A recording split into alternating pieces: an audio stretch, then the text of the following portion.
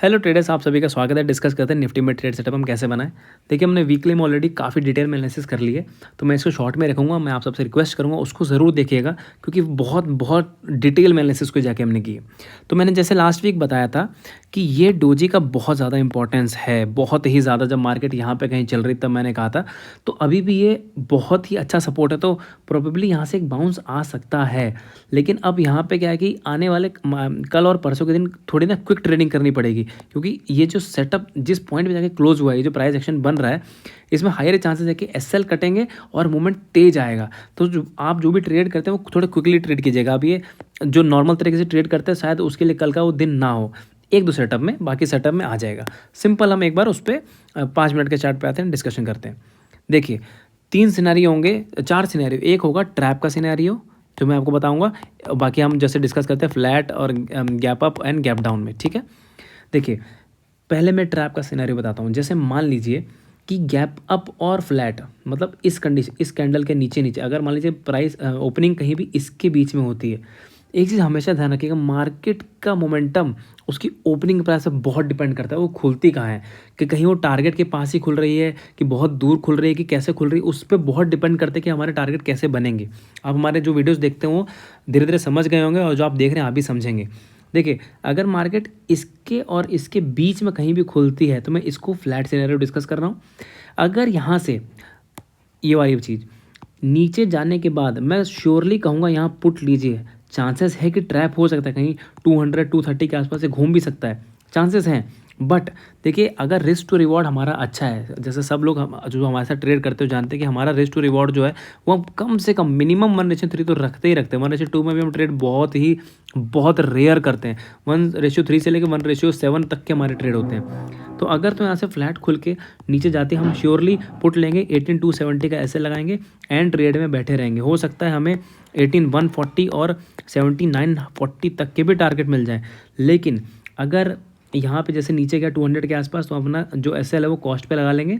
और अगर SL cut गया तो जैसे ही रिटर्न वापस इसके अंदर घूम के आ जाता है, इसके अंदर जैसे रिटर्न करके आएगा, तो हम यहाँ पे इमीडिएटली वापस कॉल ले लेंगे।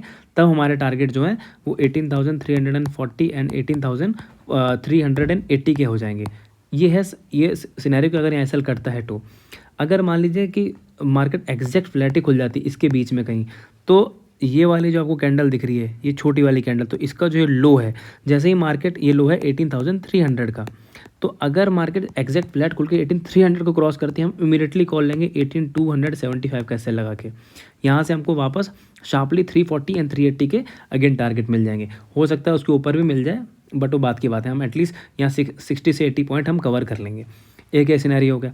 अगर मान लीजिए गैप अप होता है, तो वो गैप अप किसी भी सूरत में अगर हमको सेलिंग की पोजीशन लेनी है तो इस कैंडल के ऊपर नहीं होनी चाहिए। मैं आपको बताता हूँ कि 410 के आसपास, इस 3 के ऊपर गैप अप नहीं होना चाहिए। अगर जितना भी क्लोज इसके गैप अप होता है, जैसे फॉर एग्जांपल 18,405 400 यहाँ के गैप अप हो जाए, तो मैं इमीडिएटली पुट ले सकते 18,427 का ऐसे लगा के, 430 का ऐसे लगा के। और यहाँ से हम फिर वापस इस लो के लिए एटलीस्ट यहाँ तक, या कम से कम ये 300 यहाँ तक तो हम पक्का बैठेंगे। यहाँ हमको 100 पॉइंट आराम से मिल जाएंगे। ऐसे हमारा यहाँ पे छोटा है। अगर गैप अप 434 के ऊपर हो गया, 18,434 के ऊपर ही ओपन होता है, तब उस केस में हमको थोड़ा सा 5 मिनट देना पड़ेगा। अगर 18,430 के 4 के ऊपर 5 मिनट ये रुक गया, देन हम फिर कॉल की पोजीशन बैठेंगे, तब हमारे पूरा दिन हम बैठ सकते हैं। लेकिन अगर 434 के ऊपर खुल के, फॉर एग्जांपल 450 460 कहीं खुलता है, देन वापस आके अगर ये 430 के नीचे वापस आ गया, ये जो मैंने यहाँ दिखा रहा हूँ, यहाँ पे अगर इसके नीचे वापस आ गया, तब अगेन हम पुट ले लेंगे और इस कैंडल के ऊपर के ऐसे लगा के फिर यहाँ तक बैठे रहेंगे। होप मेरे सारे ये पॉइंट्स आपको क्लियर लग रहे होंगे। तो ये हो गया गैप अप के सिनेरियो भी हो गया, हमने फ्लैट के सिनेरियो भी डिस्कस कर लिए। अब देखिए गैप डाउन। गैप डाउन में प्रॉब्लम ये है कि अगर गैप डाउन बहुत ज़्यादा होगा तो यहाँ ट्रेड बचेगी ही नहीं, बहुत मुश्किल है। क्योंकि फिर यहाँ पे फॉर एग्जांपल 200 पे हो गया और खुलते नीचे जाने लगी, तो आप क्या एसएल लगाएंगे यहाँ पे? अब इतना बड़ा एसएल मैनेज, मतलब ये तो मैं कभी सजेस्ट ही नहीं करूँगा। तो गैप डाउन के सिनेरियो में मैं आपसे कहूँगा कि आप ट्रेडिंग अवॉइड कीजिएगा, थोड़ा सा सेटल होने देंगे। एंड मेरे टेलीग्राम को ज्वाइन कर लीजिएगा, मैं डिस्क्रिप्शन में लिंक दे दूँगा। तो वहाँ पे मैं कुछ चार्ट के पैटर्न वगैरह बनते हैं तो मैं पोस्ट करूँगा।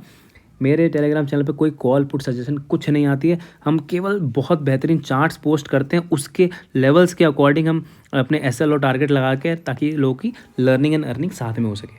तो अगर आपको मेरे एनालिसिस पसंद आती है तो चैनल को लाइक शेयर सब्सक्राइब पक्का कीजिएगा। Thank you so much.